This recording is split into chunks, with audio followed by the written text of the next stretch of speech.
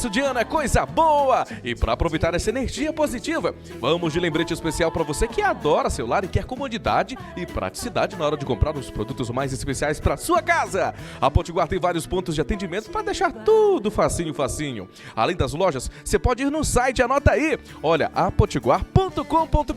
Se preferir, tem também o Televendas e o WhatsApp. Ó, anota o número 2108-9999. Anotou? Agora aproveita! Potiguar, parceria com você! É isso aí, Quixabim, atenção!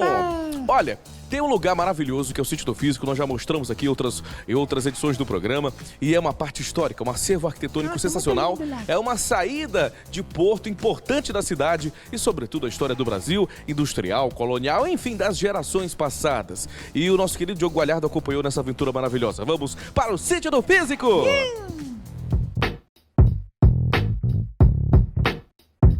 A gente chegou aqui numa parte onde há uma formação, uma construção bastante ousada, grandiosa, que dá a noção da importância, né, deste local para a época. Professor, o que nós podemos visualizar aqui nessa região e por que é tão grande? Então, aí você pode ver os tanques do Curtume, né? São muitos tanques, isso demonstra a quantidade de reses, de gado que chegava até aqui, que era processado.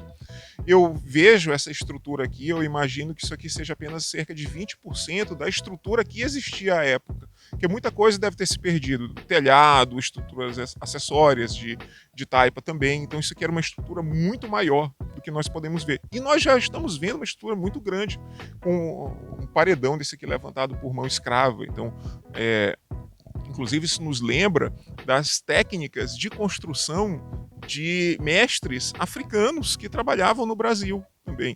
Então, assim, nós olhamos essas estruturas e às vezes nós pensamos assim, os portugueses construíram. Não, quem construiu efetivamente e quem tinha um saber disso eram os mestres que estavam lá diretamente na obra e eram os negros que faziam isso, né? Então, isso aqui é um legado também do saber africano, da construção, do ferro, do manuseio de edificações. Então, eles são os grandes responsáveis pela construção dessas estruturas que chegaram aos nossos dias. Mas a dimensão que nós temos aqui, nós podemos imaginar a quantidade a dimensão da importância da cultura do gado no Maranhão. Como é que funcionava mais ou menos a hierarquia de trabalho por aqui? Né, com certeza o físico exercia sua influência, mas acredito que pela quantidade de trabalhadores e pela estrutura que aqui se dava, como é que dá para imaginar mais ou menos a mecânica, a engenharia de trabalho por aqui? Sim, esse é um tema bastante interessante, que é a estrutura de poder e de organização dentro da propriedade do Brasil colonial. Naturalmente havia o trabalho escravo, né? Eu imagino que aqui deva ter tido cerca de 100 a 200 escravos engajados aqui na atividade. E você tinha os mestres, você tinha os feitores e você tinha toda a administração, que inclusive essa administração se prorroga durante o período imperial e até mesmo a Primeira República, a administração da propriedade rural.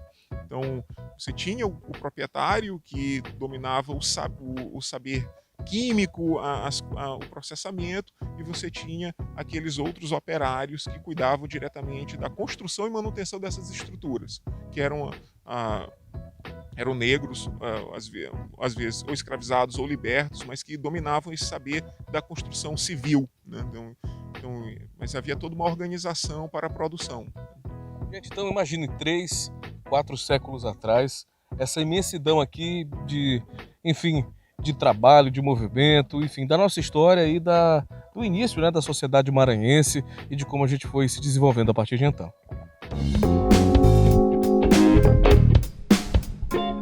Até agora nós falamos da infraestrutura para a exportação, para a produção, mas havia também uma infraestrutura para a manutenção de pessoas. Então vamos supor que houvesse cerca de 200 pessoas aqui, entre o próprio físico, os escravizados. Então era preciso que houvesse também uma estrutura de manutenção dessas pessoas. Então aqui nós temos 2 poços. Esse aqui é um poço principal com as colunas para a estrutura de recolhimento de água e outro poço ali acessório. Que também para a produção, talvez para a produção de energia, para abastecimento do sítio, através de caldeiras e de vapor também. né? Então tu pode ver que aqui o poço está próximo do forno, né? Então eu entendo que ainda há muita coisa para ser descoberta sobre o cotidiano dessas estruturas, dessa estrutura do físico, do sítio do físico e das estruturas das indústrias e das propriedades do período colonial. Então ainda há muita coisa para ser descoberta. Aqui é perto do Batatã. Então essa água aqui provavelmente viria de onde? Então, essa região aqui, ela era muito rica em água, havia muitos afloramentos hídricos. Você comentou sobre o Batatã. O Batatã, ele foi criado como uma reserva nos anos 40, uma reserva hídrica nos anos 40, que era abastecida por vários rios que nascem nessa região. Muitos já se perderam em razão da expansão urbana. A cidade cresceu, o próprio parque perdeu cerca de 60% de sua área, né? Os bairros que nós atravessamos para chegar aqui antes eram a área do Parque do Bacanga, que foi criado justamente para a conservação hídrica do lago que abasteceria São Luís, né? Então aqui há muitos afloramentos, há muitos rios, ainda há, infelizmente, alguns poluídos, eu diria que praticamente todos, na verdade, poluídos, salvo uma nascente ou outra, e o principal poluído é o Bacanga, que é o curso de água que recolhe desses afluentes, a poluição desses afluentes.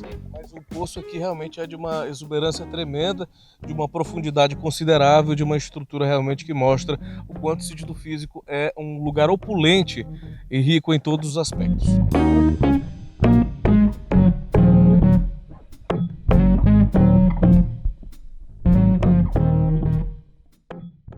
Chegou o ano de 2023. Olha, sua casa pode estar renovada, linda, maravilhosa. Com Landry Comfort, eu recomendo @Landry Comfort. Olha, lá você encontra colchões, cadeiras, mesas, espelhos, tudo pra você. E atenção, e na Landry Comfort você mobília a casa inteira. Aí você pode parcelar, a perder de vista, porque tem muitas parcelas aí sem juros que estão à sua disposição para você, por exemplo, colocar sua cozinha nova, colocar uma mesa, né, na sala de estar, colocar um sofazinho, comprar um colchão novo pra dormir com a comadre.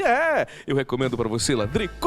Um abraço, seu Landry, que é o proprietário da loja, expandido para todo o Maranhão, em Chapadinho, na Arrebenta. Aqui também ele tem várias lojas. E também meu amigo André Gerentaço, funcionário exemplar. Agora vamos lá, gente, olha, eu tenho aqui uma finalização, né, dessa matéria, e é especial, Chabinha, porque o sítio do Físico é a história do nosso estado, é a história da parte mesmo econômica daquele tempo. E o doutor Diogo Galhardo, ele que é especialista em memória brasileira, ele que entende tudo de história antiga, da história do Brasil, ele também contextualizou a gente com relação ao que rola lá no estado lá no sítio do Físico, e também toda a parte que envolve a economia atual. Também é uma contextualização completa lá do sítio do Físico.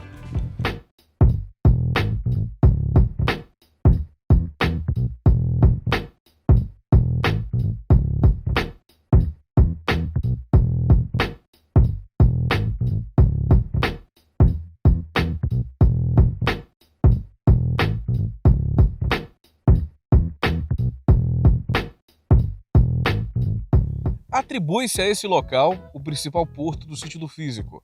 Bem, professor, o que a gente pode falar aqui com relação à localização geográfica e o intenso, né, a intensa movimentação que este local possivelmente teria.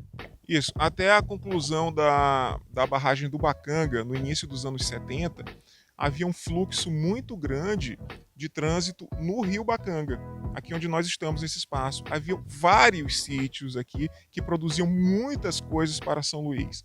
Inclusive, o tráfego aqui é mencionado em vários autores da literatura maranhense e brasileira, como por exemplo o Mulato de Aloysio Azevedo. Ele fala também Dunche de Abranches, do livro Cativeiro, de um negro que descia com sua canoa para vender caju em São Luís, daqui do Bacanga.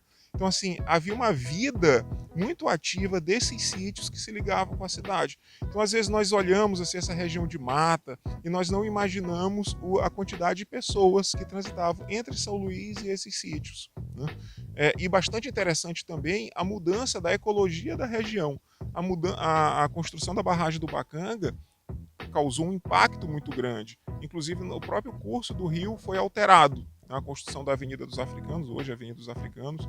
O rio era sinuoso, ele foi retificado, a maré deixou de adentrar essas matas, como você viu ali antes, o apicum, né, como se chama, essa formação de capim próximo do mangue. Então tudo isso era atingido pelas grandes marés e já não é mais desde os anos 70, quando houve essa mudança. Agora, esse porto não era suficiente só para a utilização do sentido físico, né? A gente pode supor que outros existiam maiores ou menores, mas esse aqui não era o único caminho. Não, havia outros portos, havia outros caminhos e havia comunidades inteiras nessa região. Isso ainda precisa ser descoberto. O próprio guia do sítio mencionava de paredões a 300 metros daqui que não foram ainda pesquisados. Então há toda uma estrutura e toda uma história ainda por ser descoberta nessa região. Professor Diogo, agora fazendo uma avaliação completa do que a gente observou e das mudanças, obviamente, que o senhor viu da última vez que veio aqui, das discussões que já existem, né, os próximos passos de pesquisa do sítio do físico e de que forma o senhor resumiria, né, a importância deste local e a recomendação para que instituições públicas enfim, fundos de investimento, fundos de estudos, né, como o senhor veria a melhor utilização deste local e qual seria a sua sugestão, enfim, para que de fato a população e a sociedade como um todo pudessem usufruir dos benefícios históricos daqui? Então, a tua pergunta ela é essencial, fundamental para a sobrevivência do sítio do físico nos próximos anos.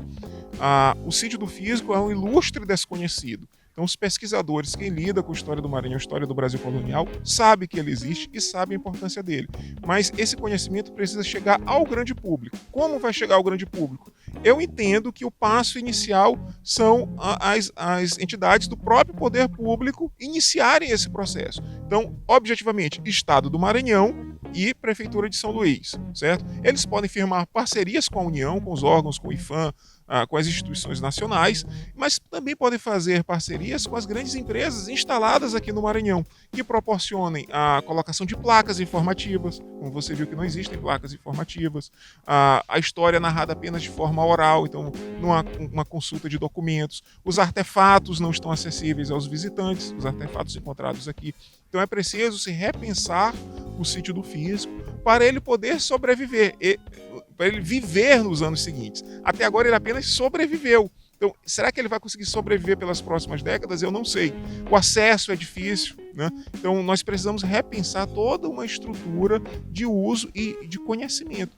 Esses espaços históricos, eu entendo que eles são grandes escolas, como um museu é uma escola. Então, o sítio do físico pode vir a ser uma escola, desde que as pessoas consigam chegar até aqui e consigam aprender com a montagem de uma estrutura que proporcione o conhecimento, que proporcione ela saber o que foi o período colonial, proporcione ela saber o que foi a escravidão, a biografia do Antônio, que batiza o espaço, né? Então, precisa se conhecer, precisa transformar isso aqui em efetivamente um lugar de saber. Professor, e como é que faz para ter acesso às suas pesquisas, às suas obras? Muito obrigado pela gentileza de ter aceitado, em meio a tantos compromissos profissionais, a ter vindo até aqui, mas é o exercício da paixão pela história brasileira e como é que faz para, enfim, ter acesso, contato com o senhor? Eu achei bastante curiosa a tua pergunta. Eu tenho um livro publicado, é uma edição esgotada, infelizmente. Nós vamos fazer uma primeira reimpressão e, em seguida, uma segunda edição, que é um livro chamado A Cânhamo, uma história fabril e familiar. Eu narro a história de uma fábrica têxtil que ficava às margens do Bacanga, que é a fábrica Cânhamo, hoje é o Ceprama. Ela, inclusive, tinha um porto, que hoje ela é distante do mar por causa do aterro do Bacanga, mas os navios ancoravam atrás da fábrica. Então, assim, as pessoas passam por ali de carro, não imaginam que aquilo ali tinha um outro espaço, um espaço de ligação com o mar, né? Essas estruturas são ligadas com o mar. Eu falo brevemente do sítio do físico no meu livro porque eu tracei uma linha histórica, uma história das indústrias no Maranhão. E, obrigatoriamente, para falar das indústrias, tem que falar sobre o sítio do físico, que foi uma indústria primária, né, relativamente primitivo, se comparado à indústria moderna, como foi a Cânhamo. Mas é a origem. Inclusive, é o mesmo espaço. Ela está, como a Cânhamo está na margem do Bacanga, aqui o sítio do físico também. Então, isso aqui foi um espaço de nascimento das indústrias, né? Então, eu te prometo que eu vou fazer a reimpressão do livro e vou te dar um exemplar, mas agora é a edição esgotada. Maravilha, gente. É a história do Maranhão, do Brasil e da indústria, da economia, da sociedade, da natureza, aqui do programa De Casa na TV Guará, TV Cultura.